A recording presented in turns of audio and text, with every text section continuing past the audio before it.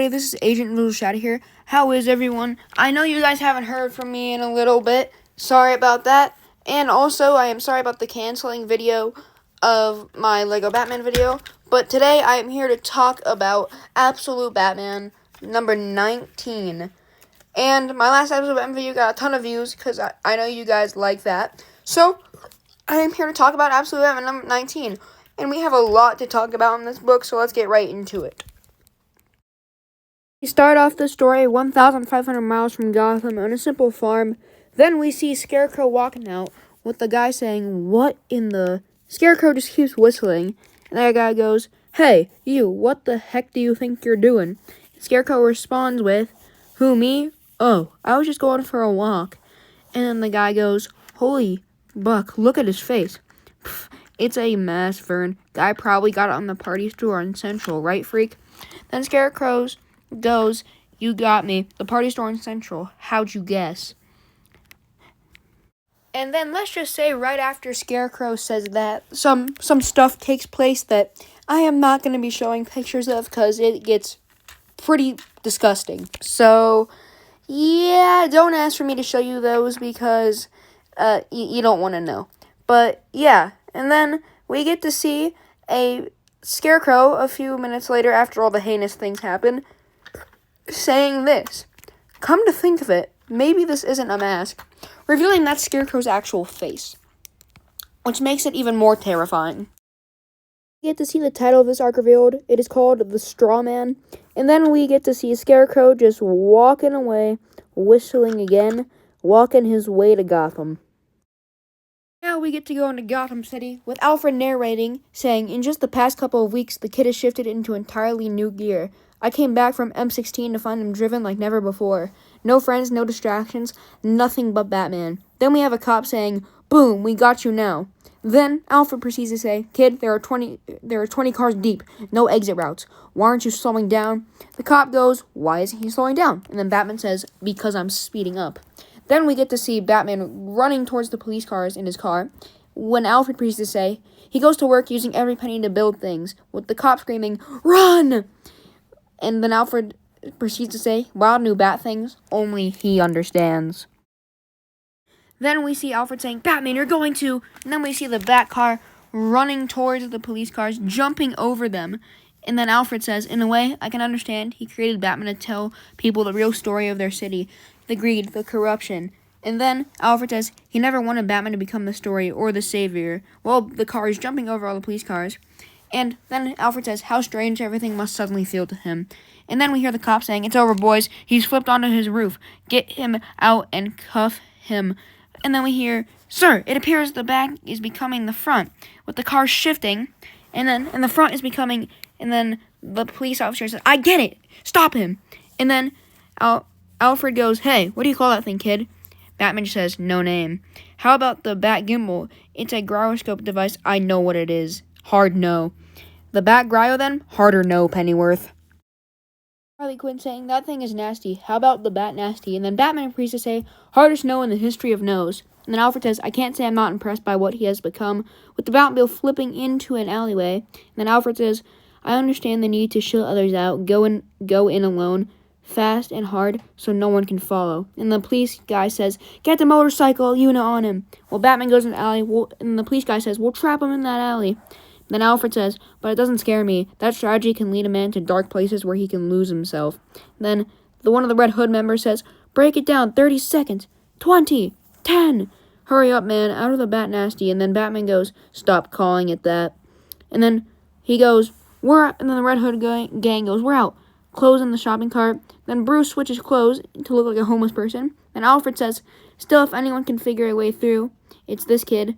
And then when the motorcycles pull up next to Bruce, we see the motorcycle looking around. Then Bruce, in his homeless person outfit, points that way and goes, "Of that." And then we hear Alfred saying, "Of that much, I'm sure." And we get to see Bruce at his job with two workers saying, "Humorous, Bruce. Yeah, you used to make excuses at least." Then Bruce walks into goes down the street in a random alley, and we hear someone say, "Psst, oh, hey, over here." And then he reveals himself to be Killer Croc, a.k.a. Waylon Jones, and he's no longer a monster, saying, It's me, Bruce." And then Bruce goes, "Way?" We see Bruce just jump and hug Waylon, just excited to see his friend back to normal again. I love this scene purely because it shows how Batman is a good person in this universe, and he's just happy to see his friends again, like not as a monster. So this scene is just amazing in my opinion. Right after they hug, we do get to see them have a conversation. I just don't want to spoil it because if you guys are going to read this book yourselves. But then right after that page, we get to see Bruce in jail talking to Waylon. And then at the next page, right after he talks to that, we get to see a little switch up to the secret Batcave skyscraper. And when we're in the Batcave, Batman goes, he's everywhere all of a sudden. And then Alfred goes, the charm of fence continues. And then Batman says, for weeks, now the city loves him. But that him is Jack Grim IV, a.k.a. the Joker, with the TV news station saying, warm welcome to Gotham royalty Jack Grim IV, generation grants to multiple city programs, and then Jack Grim says, because I truly believe that Gotham is all of us together. Then we hear Batman saying then we hear Alfred saying it's how he operates his laying groundwork. And then Batman goes, for what though? And then Alfred goes, nothing good. We need to stay vigilant. And then we see a bat signal go beep beep on the screen of Batman's computer. And then Batman turns to Harley Quinn saying, what is all this? And then she goes, us being vigilant. And then Batman goes, Harley. She goes, what? It's just a little something I whipped up. Still testing it. People can send a distress beacon to your cow when they need help. I call it the bat signal, which is the second official mention of the bat signal. But this is the official one. And then she says, it's all untraceable, encrypted. It's not like folks out there can just be calling you on your phone. Then we get to see a ring of Batman on Batman's phone, ironically. It says, JG, aka Jim Gordon. And he says, Mr. Gordon? Huh? I'll be right there. And then Harley goes, we're all going to jail, aren't we? With Alfred responding, probably. See Commissioner Gordon on top of the roof saying, who's there? And then we hear Batman standing right there just saying, I am. And then Commissioner Gordon says, man, you move fast for a big guy. I'll have to get used to that, won't I? And then Commissioner Gordon goes, if we're going to make a meeting like this a thing. And then Batman goes, Mr. Gordon, on the phone you sounded upset. Scared. Then on the next page, Commissioner Gordon says, I suppose I did. How to say this? Look, over the last few weeks, since your mother left, I've been doing some digging. It started with questions about the past, but what I found, it changes everything.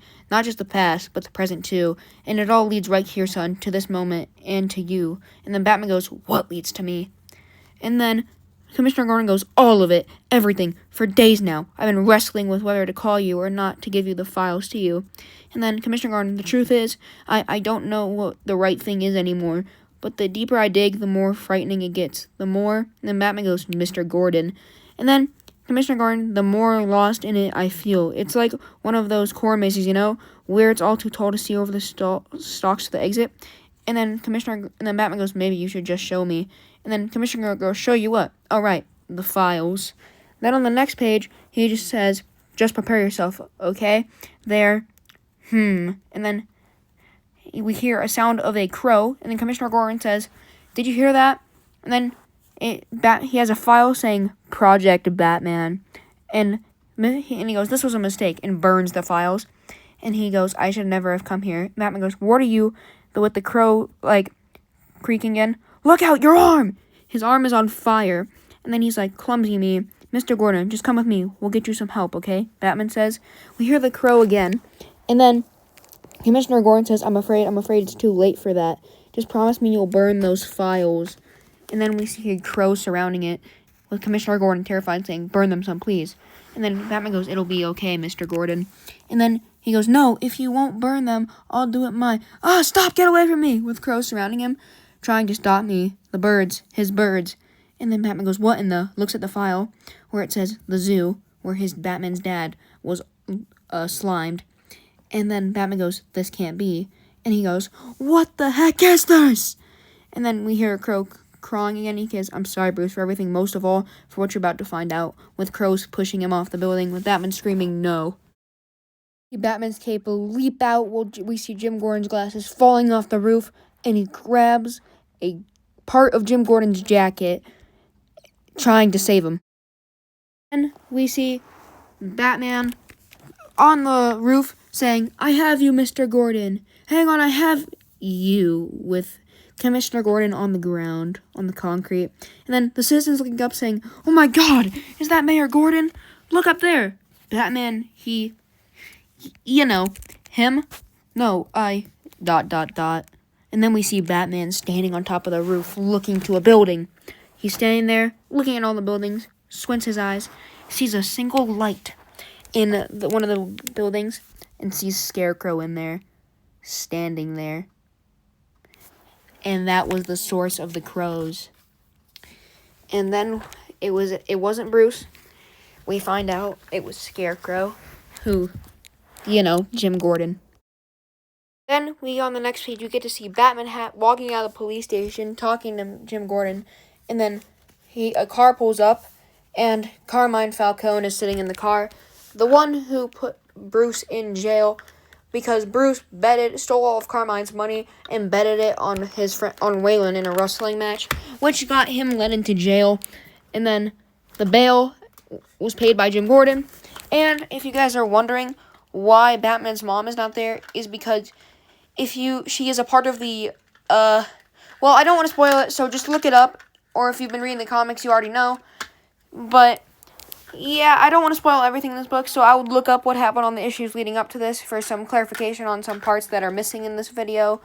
So yeah, now let's get into the remaining parts of this video where I go into my theories, where I finish the comic and all the stuff like that, and talk about my theories and stuff. So let's continue the video. Bruce back in the Batcave talking to Alfred when Bruce says, "I had him," and Alfred saying, "It's not your fault, kid." And then Batman goes, "For that 1 second, I had him. I did." And then we hear a bunch of sirens at Gotham Hospital, with one of the police officers rushing in to talk to Barbara Gordon, his daughter, saying, "Babs, tell me he's okay." Wendy's crying. The police officer says, "Come here."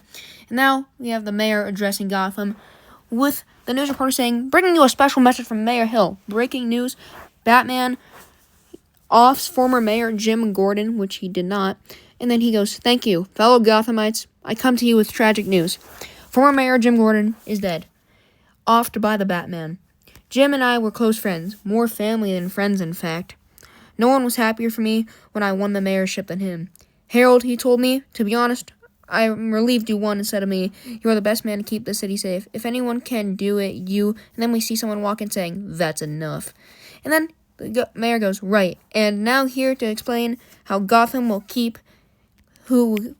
we will keep Gotham safe."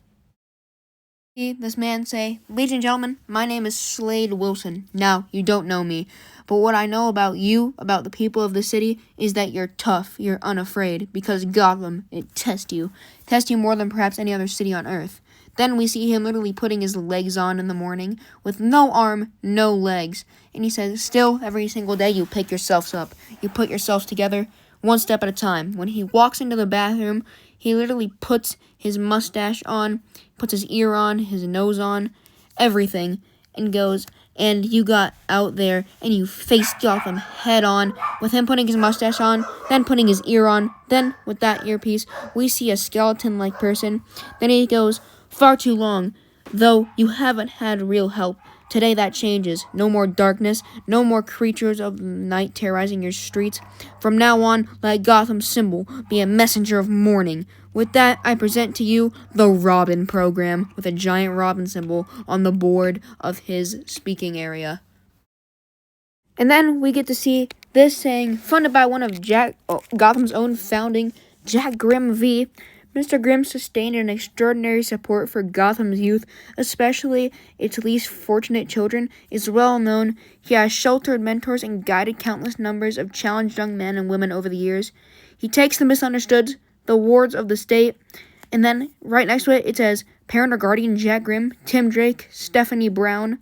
And then we see them all right there, and it says, "The ones who have turned to criminality or fallen through the city's many cracks and help them find their way. Duke," and then it says Duke Thomas. "Today, these young men and women are ready to give back," is what Deathstroke says. And then we see Jason Todd. Guided by an exceptional leader orphaned at an early age, raised by Mr. Grimm, this team will now be Gotham's new totem. Then it says Dick Grayson, right at the very bottom. And then on the next page, Slade says, I have had the honor of training them, and they are more than ready. And then Dick Grayson says, we don't understand, General Wilson. The order said to suit up for duty, but we already did. That's because those aren't your suits, Captain Grayson. These are. When opening a door, and then Jason goes, whoa. And then Deathstroke goes, together we will end this long, dark night of fear and terror. We will bring back the light, but make no mistake, it will be a fight, ladies and gentlemen. Maybe this biggest fight in the history of the city, and it starts right now. Then it says, to be continued. That is where the story ends. Can I just say, this issue was absolutely amazing. Of course, I did leave out some parts that I want you guys to find out for yourself.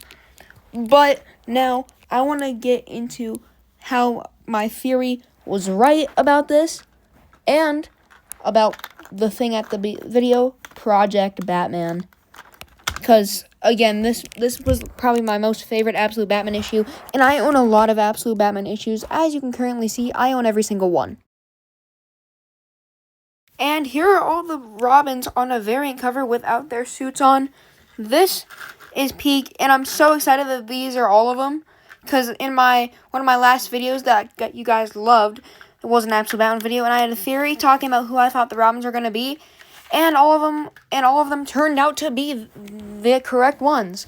The top two are Tim Drake, Jason Todd. The bottom three are Duke Thomas, Dick Grayson, and Stephanie Brown. And these were all the people who I said were going to be the Robins, and they were all the Robins. So, me going based off colors worked, so my theory was correct. And so, yeah, I'm really excited that it's all of these characters as the Robins. And, to be honest, I'm also kind of scared for Absolute Jason, because if you know, you know. And it's also ironic that Deathstroke is training Dick Grayson. That's another if you know, you know thing.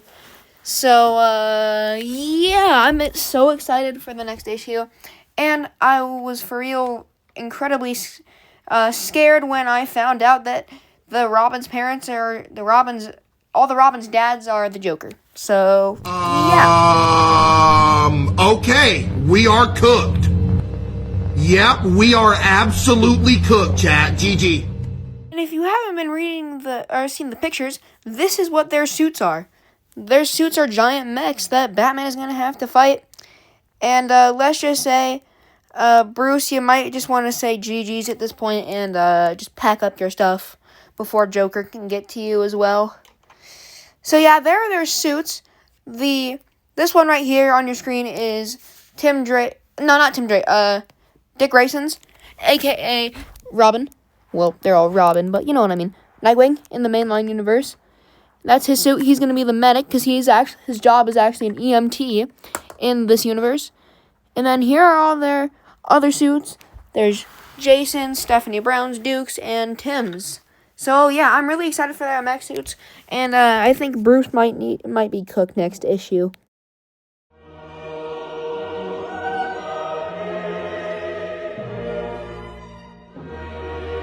Now we talked about the Robins. I want to get into the most craziest part of this book, the file that said Project Batman, and you guys might be asking me, Agent Invisible Shadow, what is Project Batman? Well, we don't have all the evidence to tell yet, but I have a theory on what it could be. So, we get to see Commissioner Gordon hand Bruce the file that says Project Batman on it. Now, what I think this is we know this is what it is, technically. Joker made Batman. He sent the person to the zoo that day that offed Batman's dad and made him into Batman. The real question that I still have is, how would he know that he would become one of the kids would become Batman, and how would he know that Batman, the father would put all the kids into the Bat exhibit, and one of them would become Batman? How would Joker know that? My theory is multiversal travel. I'll get into that right now. Maybe this Joker, I know he's in the Evil Justice League, has contact with Brainiac and of this universe, and Brainiac has access to multiversal travel. We know that because he knows about the multiverse. So he could have paid Brainiac to give him information about how Batman was made and set this all up way before we even knew this was going to happen. So, that could be my first theory. And, yeah, or it could just be Joker was bored and just wanted to create Batman. But we still don't have enough evidence to, like, tie this yet. Maybe they'll give us more reference in the next upcoming issues about what Project Batman is and how it happened. So there you guys have it. That was my Absolute Batman number 19 video. I hope you guys enjoyed this video. And again, sorry you guys haven't heard from me in a long time. So I hope you guys enjoyed this video. And I hope you guys have an amazing rest of your day. And I will see you guys in the next one.